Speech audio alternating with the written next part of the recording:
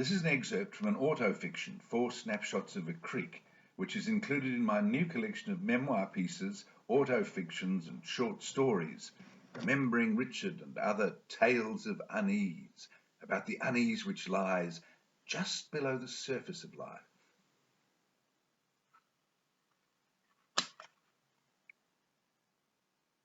They got up very quietly, taking care not to wake their younger brother Garth, who was sleeping in a small cot in their room now, put the raincoats and gumboots Dad held out for them over their pyjamas, and tiptoed out of the room behind him. In the passage, the noise of the flooding creek was louder already. By the time they got to the kitchen, it was like the roaring of a train. Outside in the dark, lit only by the beam of Dad's torch probing the steady fall of heavy rain, the noise was deafening. The narrow light of Dad's torch showed them the amazing thing he wanted them to see. The creek was now up over the back lawn, washing around the foundations of the bungalow and the trunks of the fruit trees in the orchard. "How much more is it going to rise, Dad?" Charlie, the older brother, taking the lead as usual, asked in an awed, frightened voice. "I don't know," said Dad. He sounded excited, but worried too. "Depends how long it keeps on raining, I suppose. We'll just have to see what it looks like in the morning." "I'm cold," the younger brother Sam complained, stamping his boots in the water running over the concrete paving at the bottom of the steps. "Yeah," Dad tried to reassure and placate both boys. "I just wanted you to see it. You won't see something like this too often."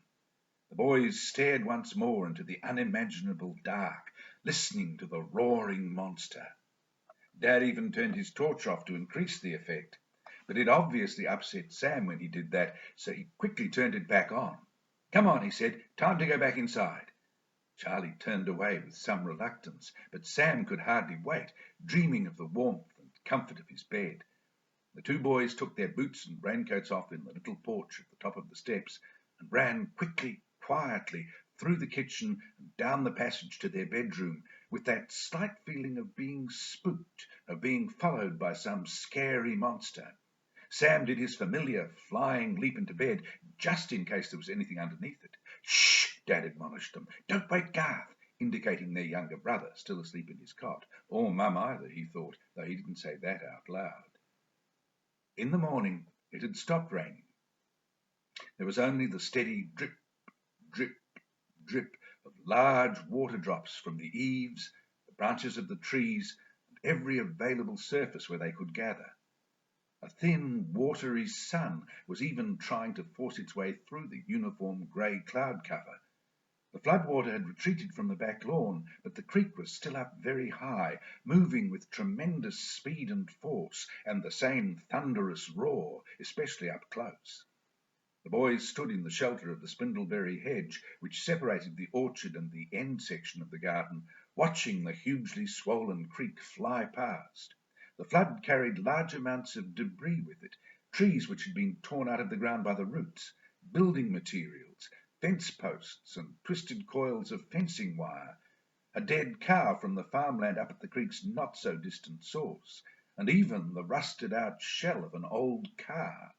It all went tumbling and twisting, borne along by the roaring, leaping, muddy-brown, creamy-foamed torrent, terrifying and exhilarating them, down the creek's normal course and out to the open sea. At least this was what the brothers assumed. They followed it in their mind's eyes right down to the summer beach they loved, allowing for what got caught up in the branches of trees, on rocks, in swampland and under bridges along the way, where it would remain in evidence for many months to come. They were in awe of the flood's fierce, destructive power and its ability to transform their world.